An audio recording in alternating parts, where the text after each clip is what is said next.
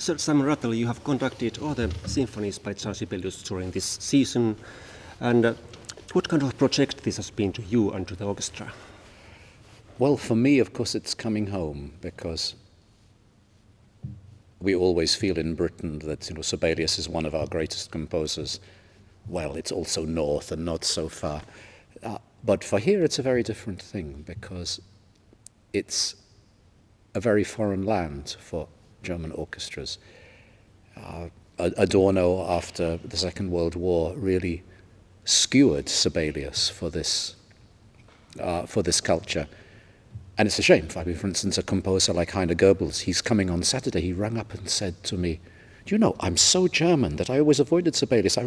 I've never heard these pieces, so I can't wait. And people tell me it's great music." And let's hope that the news gets round, because it's important. And these are some of the greatest pieces that are not played in this culture. We're doing the cycle. The orchestra had actually never played the Third Symphony in its history. And many of the other pieces are completely unknown. So for us, it's a new language, and a very exciting new language, and we find it suits the orchestra very, very well. But it's taken time also to get to the point where they don't feel, this must be bad music because we were taught that it was. But in Finland, you had a similar problem with Bruckner and Mahler, I remember, when I was growing up. Everybody said, don't play Bruckner and Mahler in Finland, they don't like it. So thank God music is an international language, and it can get past some of those things. Mm-hmm. So what special can this orchestra bring to Sibelius, what do you think? Well, first of all, there's a very, very particular sound. And for me, for instance, the Sixth Symphony has always been very, very difficult, even with wonderful orchestras. Whenever I've played it, it's very elusive. And I said to the orchestra, actually, when we started 3 days ago, look, this piece, it's not hard to play, but it's hard to understand. But in fact, I was completely wrong, because from the minute this fantastic, warm cantabile sound started, I thought, this piece is easier than I thought. And they ate it. They've eaten it up. So sound, and this idea of a sound that keeps going, these long bows of sound, but also the extraordinary, almost dangerous energy of this orchestra, means that the climaxes build themselves. Instead of having to urge them on, really, you just keep the big shape in mind, because the people, if you give them too much, the people will happily drive the music off the mountain. Mm. What is the most challenging in Sibelius for you?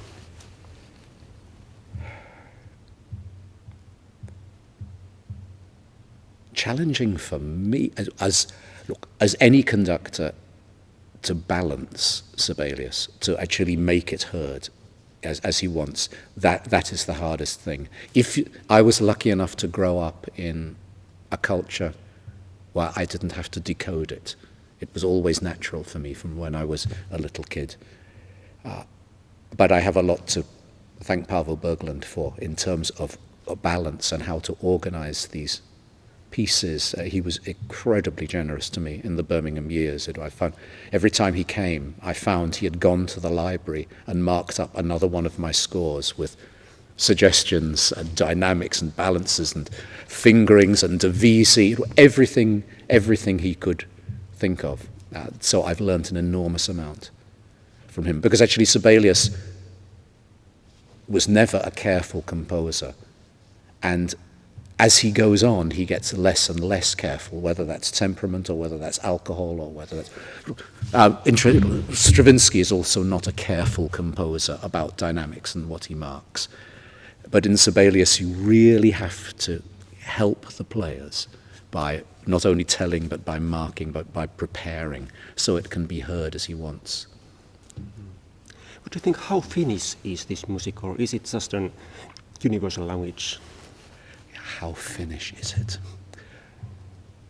I think it stinks of the country in the most positive way, and of the temperament,